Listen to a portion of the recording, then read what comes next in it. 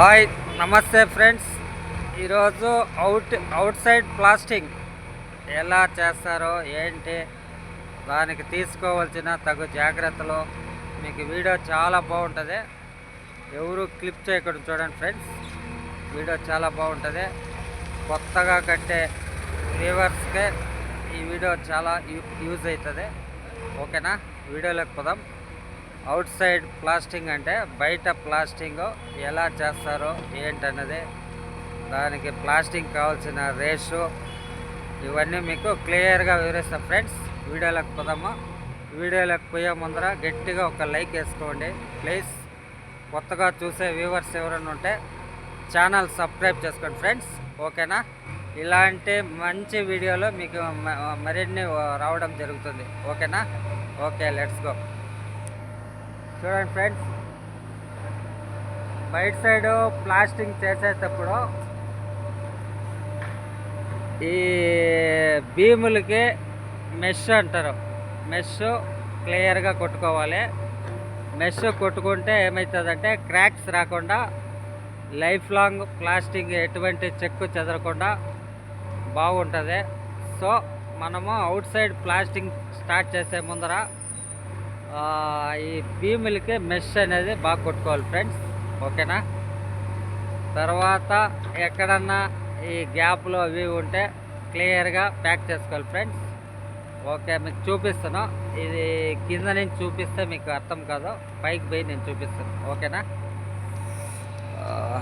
చూడండి ఇక్కడ front side plastering చేసాము. ఫినిషింగ్ ఎలా వచ్చిందో మీకు చూపిస్తాను. చూడండి ఫ్రెండ్స్,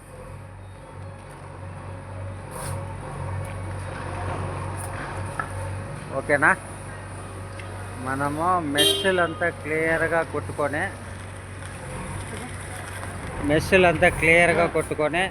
ప్లాస్టింగ్ స్టార్ట్ చేసుకోవాలి. ప్లాస్టింగ్ స్టార్ట్ చేసుకుంటే ఇలాగా క్లియర్గా క్వాలిటీగా వర్క్ రావడం జరుగుతుంది. చూడండి, ఇది ప్లాస్టింగ్కి మనము 15 బాండ్లీలకి ఒక బ్యాగ్ సిమెంట్ యూజ్ చేస్తాము. అది సిమెంట్ వచ్చి 43 గ్రేడ్ సిమెంట్ యూజ్ చేస్తాం ఫ్రెండ్స్. చూడండి, చాలా క్లియర్గా రావడం జరుగుతుంది. ఓకేనా, ఈ భీములకి మెష్ కొట్టడం వల్ల క్రాక్స్ అనేది రావు ఫ్రెండ్స్. ఓకేనా,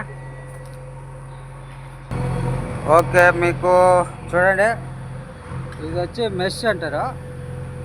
ఇలా బీమ్స్కి బ్లాక్ వర్క్కి మెష్ కొట్టుకోవడం వల్ల క్రాక్స్ అనేది రావదు ఫ్రెండ్స్. క్రాక్స్ రాదు. సో అన్ని భీములకి ఈ బ్లాక్ వర్క్కి జాయింట్లకి క్లియర్గా ఇలాగా మెష్ కొట్టుకోవాలి.